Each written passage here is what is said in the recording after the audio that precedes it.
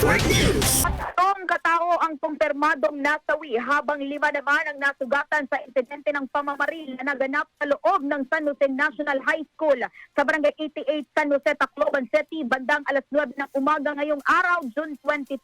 Batay sa unang ulat ng pulisya, 3 estudyante ang nasawi sa insidente habang 5 pa ang nagtamo ng mga sugat na agad na dinala sa pagamutan upang mabigyan ng kaukulang medical na atenson.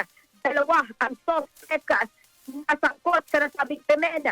Ayon sa otoridad, sa mga otoridad, ang isa sa mga suspect ay isang child in conflict with the law na residente ng San Jose, Tacloban City at kasalukuyan ng nasa kustodiya ng pulisya. Samantala, sa tulong rin ng mga residente ng barangay, agad na nadakip ng komunidad ang ikalawang suspect matapos itong tangkaing tumakas mula sa pinangyarihan ng insidente. Patuloy naman ang masusing investigasyon ng mga otoridad upang matukoy ang motibo sa pamamaril at pang detalye kaugnay ng insidente. Kasama mo mula sa Radyoman Justin Traya, Tatak, RMN. RMN Network News.